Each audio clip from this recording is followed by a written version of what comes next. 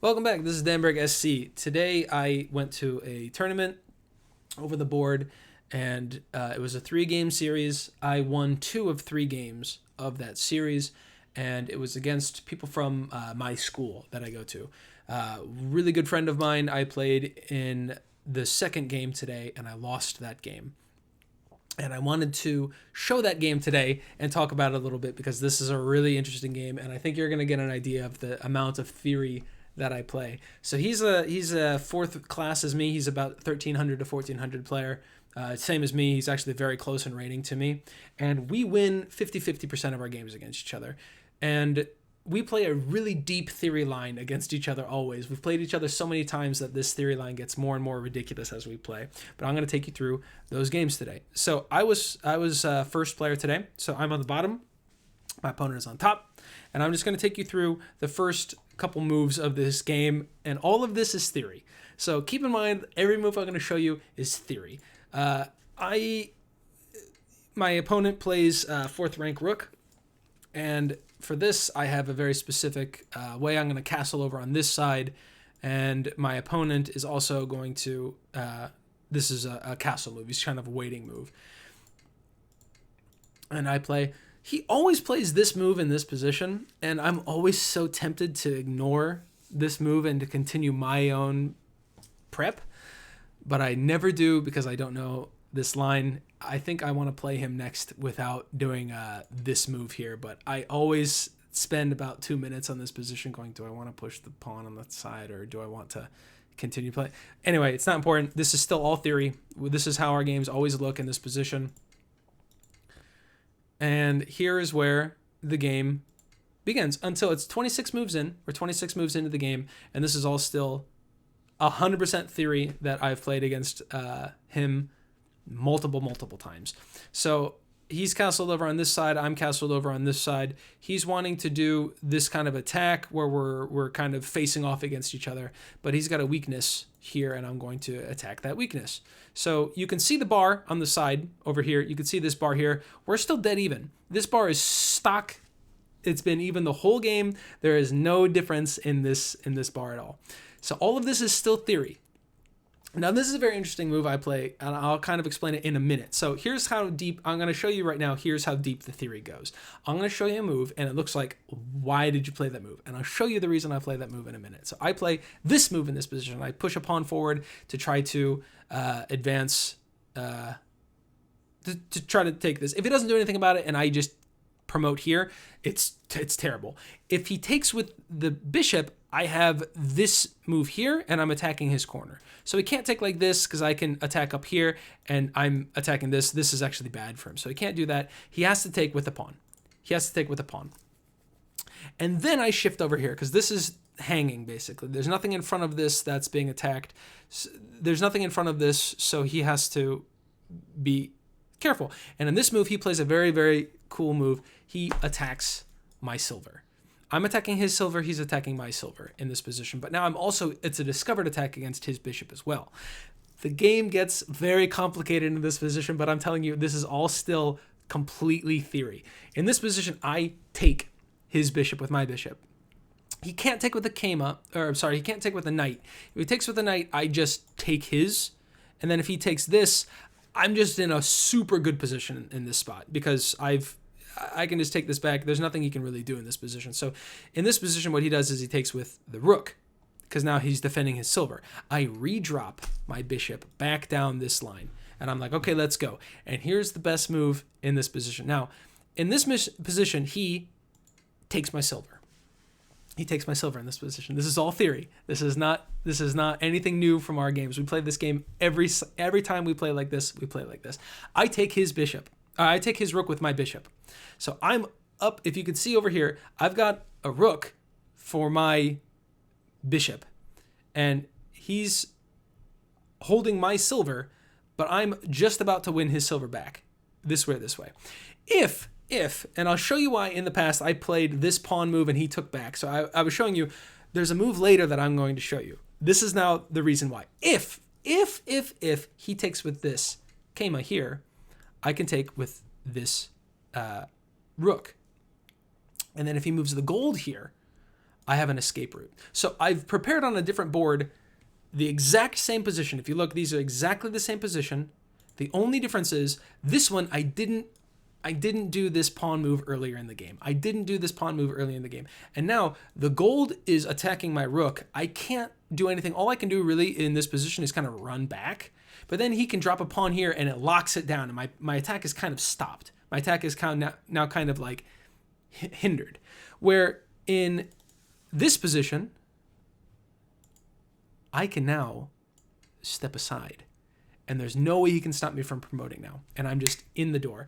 So I've played this line against a lot of people, and they always, when I play this pawn, that pawn break in the earlier position, everyone on the other side of the board, this side of the board, is expecting the board to look like this.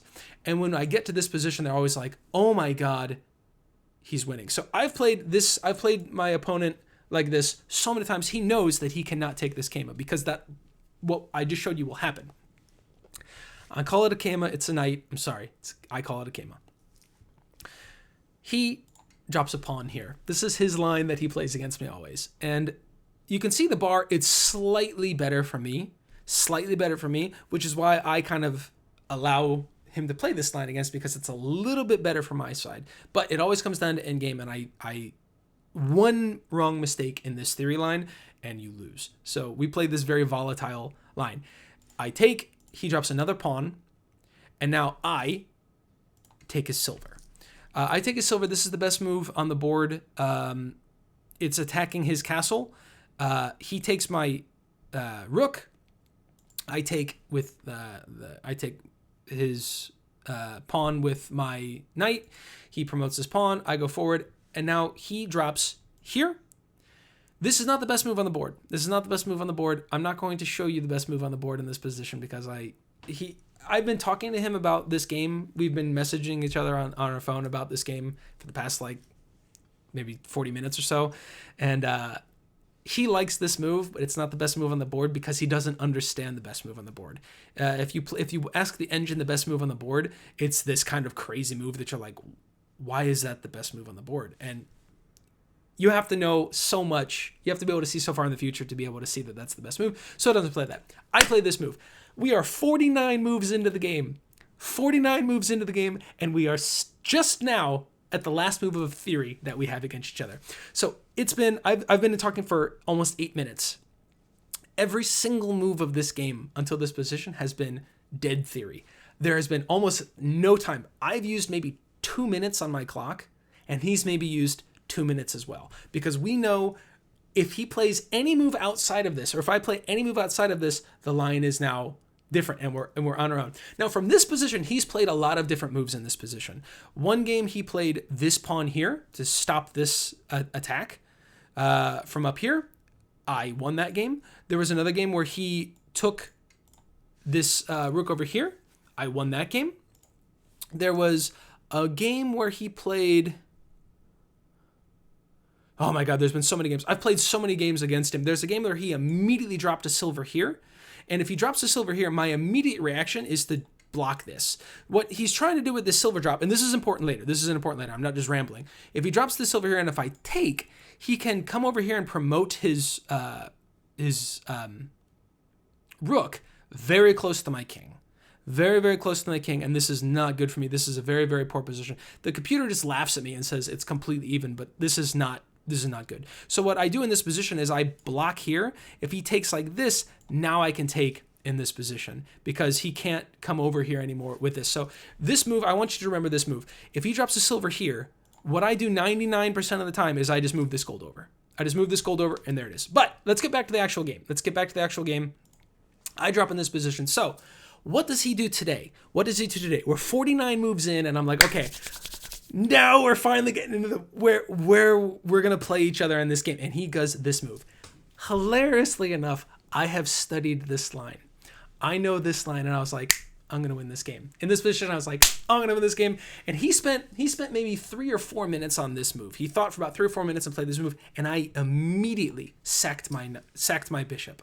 And he kind of was like, how do you, like, we didn't say anything. Like, obviously, we're in the middle of the game. It's 25 minutes versus 25 minutes. If the time goes up, you lose. You don't have any bonus time or anything like that. I have 25 minutes on the clock. He has 25 minutes on the clock.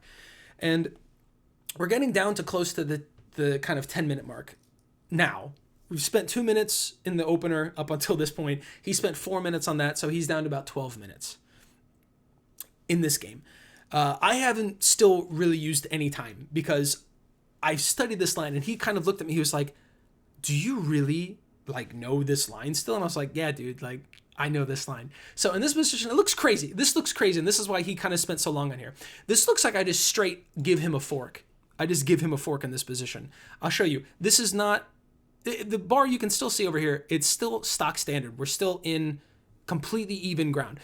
But if he takes my rook, the better piece, the more valuable piece, if he takes my rook, you can see immediately the bar is like, oh, you're doing so well. Because I'm going to drop a silver here, and he can't take this because I'm blocking it.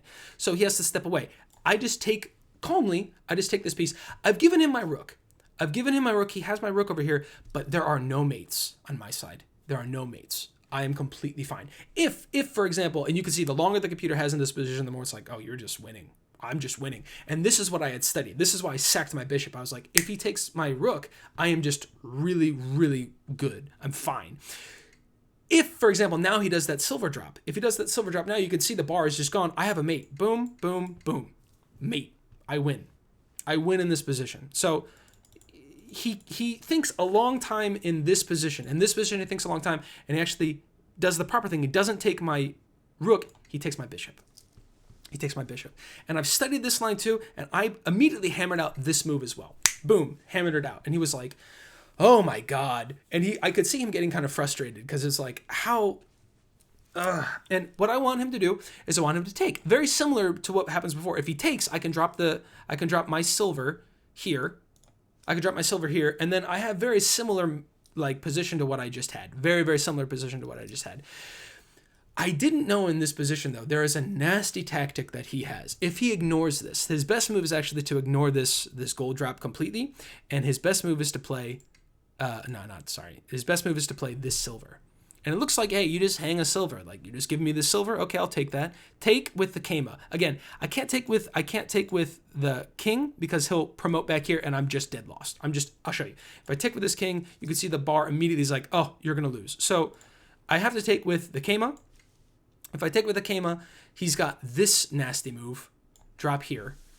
Again, if I take, he just takes and promotes and it's not good. I have to move here. And then he has this move. He has this move here, which I didn't see. And this forks this piece. So I have to kind of block here, but he takes. And I was like, oh, when I was analyzing this game, and I was like, oh my God, I had no idea this move existed. So this tactic he didn't know about. And I actually sent him a message. I was like, dude, I played a really terrible move in this game. Like, you had this tactic and he was like, I didn't see that tactic either. So again, back to this position. He has this nasty tactic of dropping this silver here, but luckily he took. And I was like, oh my God, I'm going to win this game. I am totally going to win this game. I'm 100% going to win this game. I dropped the piece just like I wanted. He moves away. I take. He drops this silver here. And remember what I told you earlier in the game. 99% of the time, if you drop a silver, which move do I play? I didn't even really think about it. I was just like, oh, he dropped the silver. I'm going to play this move. And look at the bar. I hung mate in this position. In this position, if I move this position over, if I move this gold over, I was like, oh, he can't take anymore. If he takes, I can take, and we're fine. And if he takes here, I can just take, and he can't do anything about it. I'm just fine. I'm fine. I didn't see the tactic that he had. In this position, he played this move. And I was like, I think I just fucking lost this game. I was like, I just lost this game. Now, it's a long mate. It's the best I can do is survive for 14 moves from this position. 14 is the best position I had. And I spent almost 8 minutes in this position. I was just like, I can't believe I just lost this game. I was like, no, I didn't lose. I have to have an escape. Let's just think. I was like, I have to have an escape. And I looked and looked and looked and I was like, no, I don't have an escape here. I played the automatic move. When he dropped the silver, I played the automatic move of the gold, and I completely hung mate, you can see. And I'll show you what he did. in this position, I thought for about 8 minutes, and the best move I could find was this. This is not the best move. This is a mate in 11, or rather than this is a mate in 10 rather than a mate in 14. So he took here. I went here. This is not the best move. I realized I was dead at this position, so I was like, no, nothing I could have done in this position. He dropped a Kama here. I dropped here. Up, take, boom, mate. I lost this game from this position. Lost the game. So what should I have done? What should I have done? In this position, when he drops this silver, what I should have done is just ignore it completely. Don't do anything. Don't do anything. Calmly. Oh, sorry. What I should have done in this position is calmly take his silver with my promoted silver. Just calmly take it. Because in this position now, if he does this move, now you can see the bar. You can see the bar that just like went away, right? If he does this now, I have this move. If he steps back, I just promote and I win. So he has to step down, and I've got this. Oh, sorry, not that. I've got this mate. It's just mate. I win. He can't go here. I attack. Can't go here. I've got a pawn. Can't go here. Can't take it because I've got this. I just win. Mate. So in this position, he can't drop this this piece here. His best move in this position actually is to put me in check. If he doesn't check me, I win. Just like I showed you. I've got silver, up, gold. All I need to do is use these two pieces and I win. Regardless. So he has to do this. I step aside. And now he drops this bishop here. Because in this position, I can't do this anymore because the bishop's there. And you can see I actually just hung mate again by trying to do the same check. So in this position, what he does is he drops this position. He drops this bishop here to defend from that gold drop. I have to, in this position, the best move for me is to promote here. Oh, sorry. No. My best move is to do this. He steps down. And now I promote here. Because in this position, this is just mate. This is just mate again. So in order for him to not have that happen, he has to drop a gold here.